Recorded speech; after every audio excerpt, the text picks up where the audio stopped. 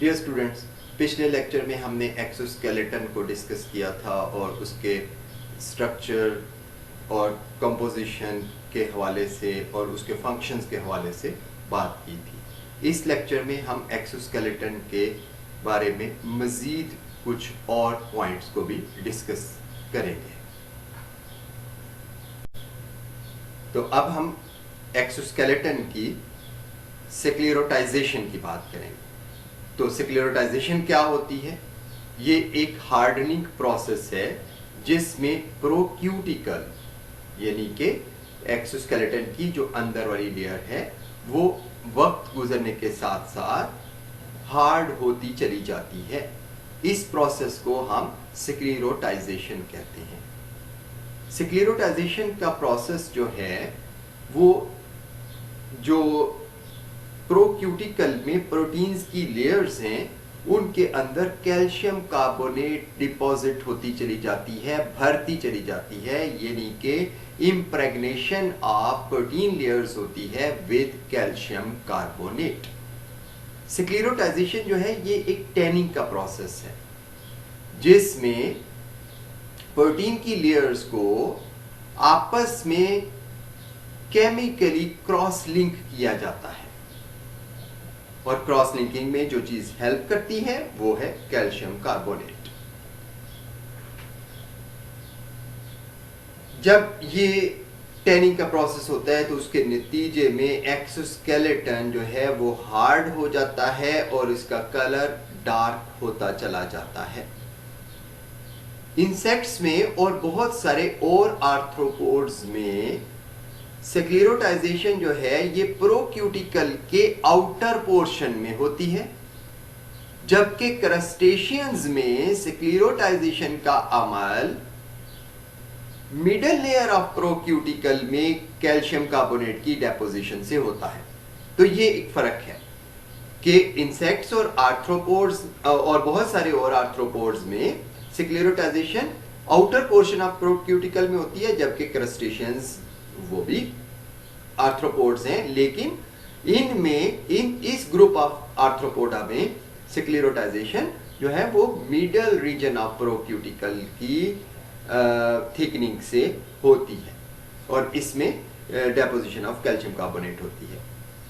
जबकि जो inner portion of प्रोक्यूटिकल है इसकी हार्डनिंग नहीं की जाती, इसकी स्क्लेरोटाइजेशन किसी भी ग्रुप ऑफ आर्थ्रोपोड्स में नहीं होती। डियर स्टूडेंट्स, अब हम डिस्कस करेंगे कि एक्सोस्केलेटन की मुख्तलिफ मॉडिफिकेशंस क्या है। एक्सोस्केलेटन जो है इसके अंदर मुख्तलिफ तरह के स्ट्रक्चर्स बनाने के लिए मुख्तलिफ तरह की मॉडिफिकेशंस हुई हैं। तो ये 4 तरह की मॉडिफिकेशंस को हम यहाँ पे डिस्कस करने जा रहे हैं। पहली चीज ये कि एक्सोस्केलेटन में कुछ जगहों के ऊपर इन्वेजिनेशंस होती हैं, यानी अंदर की तरफ एक्सोस्केलेटन झुकता है, जिसके नतीजे में इसमें रिजेस बनते हैं यानी कोने बनते हैं और बार्स बनती हैं जिनके साथ मसल्स अटैच होते हैं। यानी ये रिजेस और बार्स ऐसी जगह हैं जहां पर मसल्स एक्सोस्केलेटन के साथ ज्वाइन होते हैं या अटैच होते हैं। ये जो अटैच्ड मसल्स होते हैं एक्सोस्केलेटन के साथ, जब ये कॉन्ट्रैक्ट करते हैं तो इसके नतीजे में ये एक्सोस्केलेटन को खींचते हैं। एज ए रिजल्ट एक्सोस्केलेटन की शक्ल चेंज होती है, यानी इट इज डिस्टोर्टेड।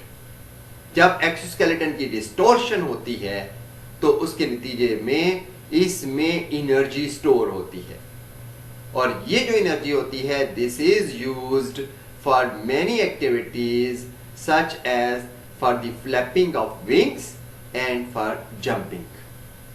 इंसेक्ट्स जो अपने विंग्स को हिलाते हैं तो वो बुनियादी तौर के ऊपर एक्सोस्केलेटन में स्टोर की हुई इस एनर्जी की वजह से अपने विंग्स को हिलाते हैं और इसी तरह से जो इंसेक्ट जंप करते हैं वो भी एक्सोस्केलेटन में स्टोर की हुई एनर्जी की मदद से ऐसा करते हैं। और एनर्जी कहां से स्टोर हो रही है?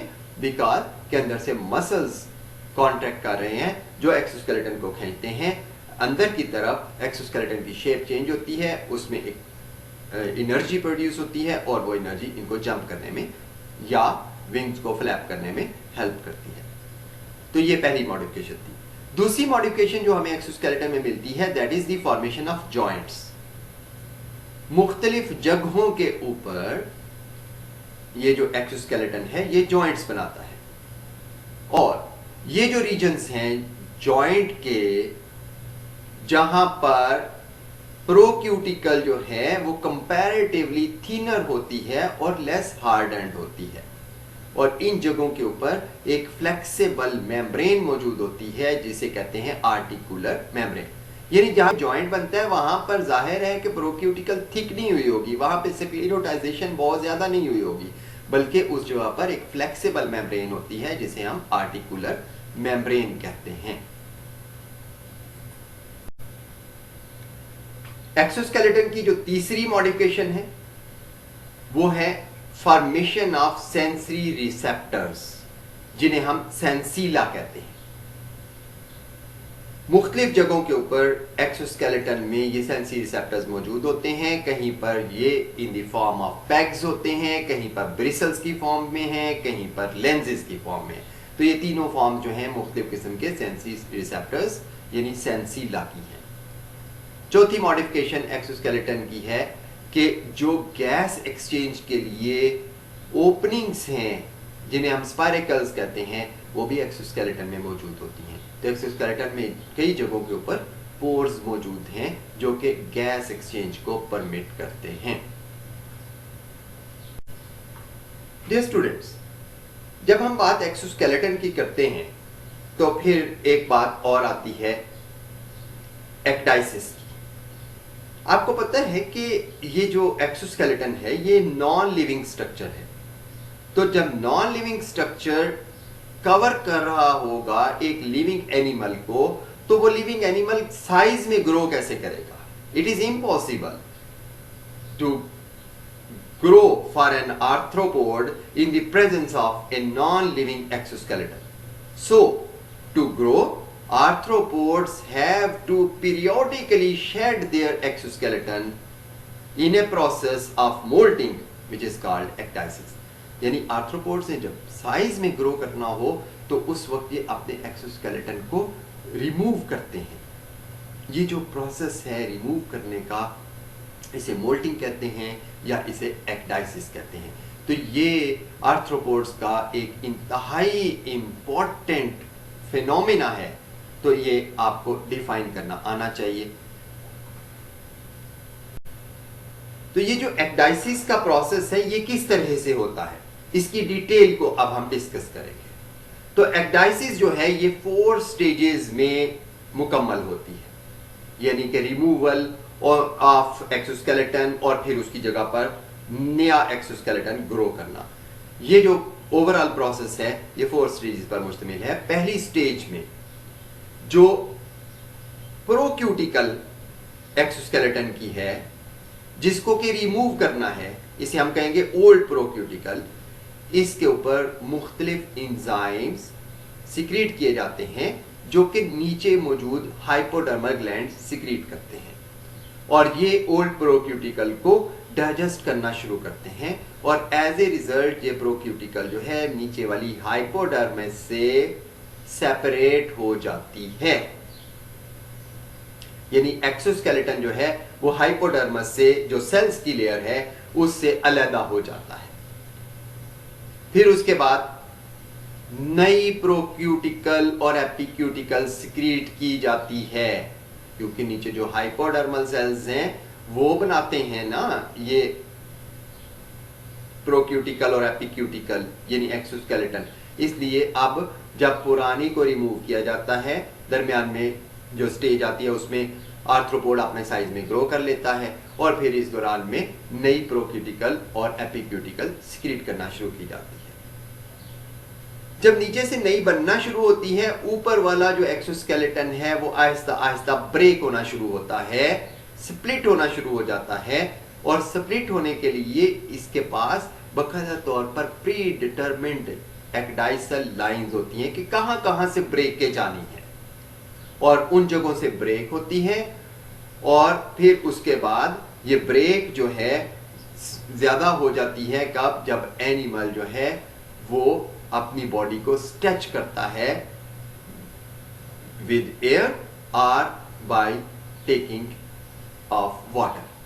तो वाटर इनटेक करे यानी पानी में चला जाए तो पानी थोड़ा सा अंदर एब्जॉर्ब होगा क्योंकि बाहर से एक्सोस्केलेटन ब्रेक हुआ हुआ है, और ऐसी सूरत में फिर बॉडी प्रेशर थोड़ा सा बाहर की तरफ जब डालेगी, फूलेगी, तो जो प्रोक्यूटिकल डाइजेस्ट हुई पड़ी है जिसके ऊपर एंजाइम्स ने एक्ट कर लिया हुआ है वो फिर ब्रेक हो जाएगी और टूट जाएगी। फिर इसके बाद चौथा स्टेप आ जाता है कि प्रोक्यूटिकल में जो पोर्स होते हैं वो मजीद अपने बाहर एपिक्यूटिकल सिक्रीट करते चले जाते हैं। ये नीचे हाइपोडर्मल ग्लैंड जो हैं वो मटेरियल प्रोड्यूस करते हैं और वो मटेरियल प्रोक्यूटिकल के रास्ते जिसके अंदर छोटे छोटे पोर्स हैं उन रास्तों के जरिए बाहर आकर एपिक्यूटिकल यानी बाहर वाली लेयर को सिक्रीट करते हैं।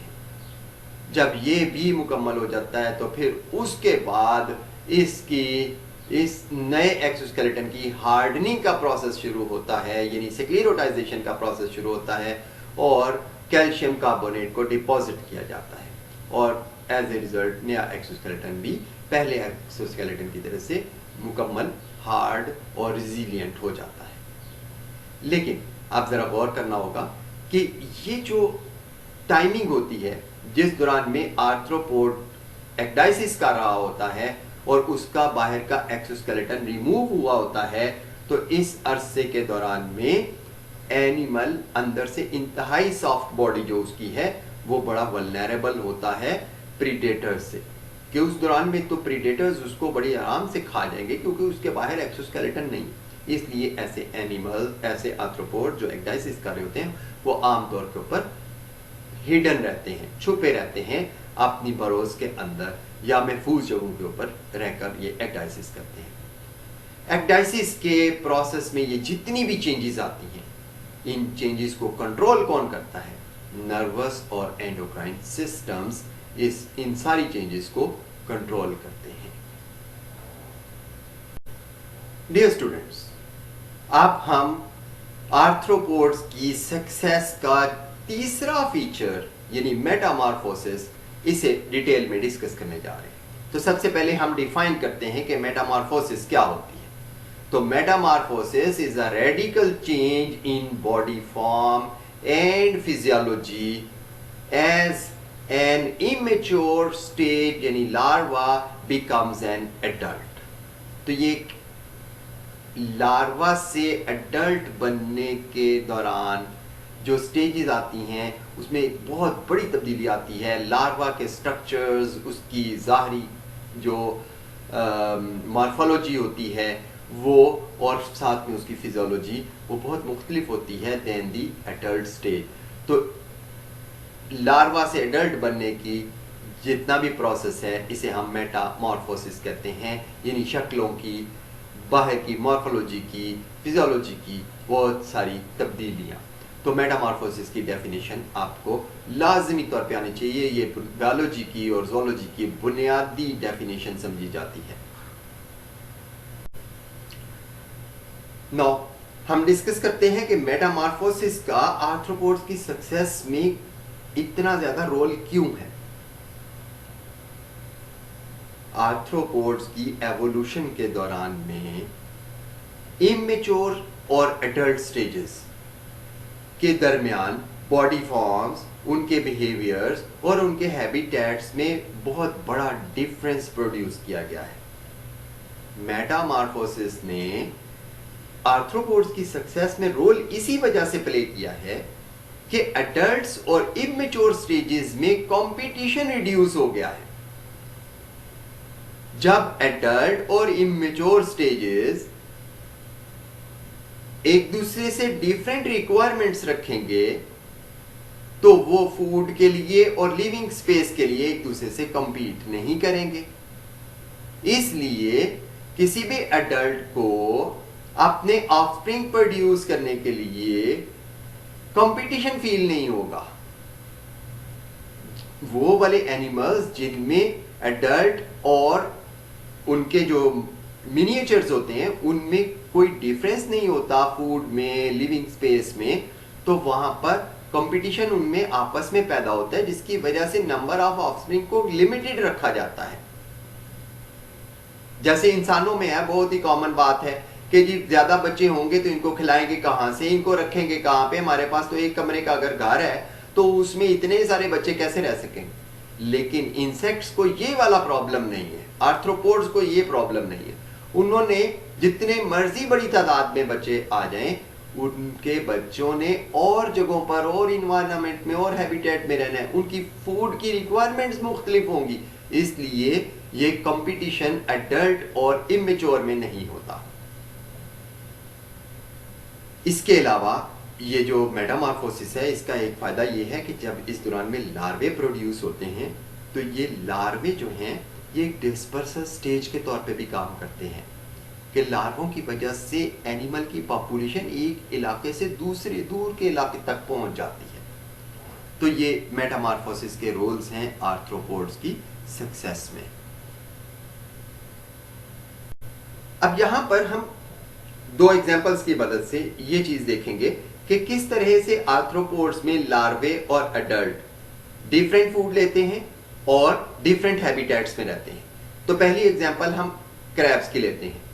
तो जो एडल्ट क्रैब्स होते हैं ये समंदर में जो रेतली जमीनें होती हैं, पानी के नीचे रेतले इलाके होते हैं, यानी सैंडी बॉटम्स होती हैं, वहां पर क्रीपिंग करते हैं और यानी पानियों के नीचे रहते हैं और वहां पर लाइव प्रे का शिकार करते हैं या फिर डिकेइंग ऑर्गेनिक मैटर पर फीड करते हैं।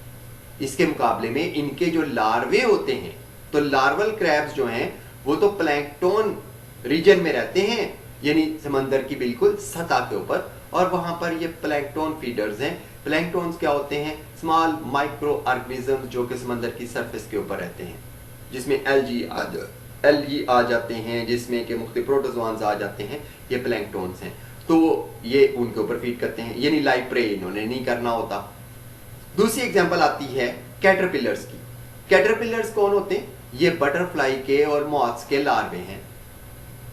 ये फीड करते हैं लीफी वेजिटेशन पर, मुख्तलिफ जो प्लांट्स होते हैं उनके लीव्स को खाते हैं।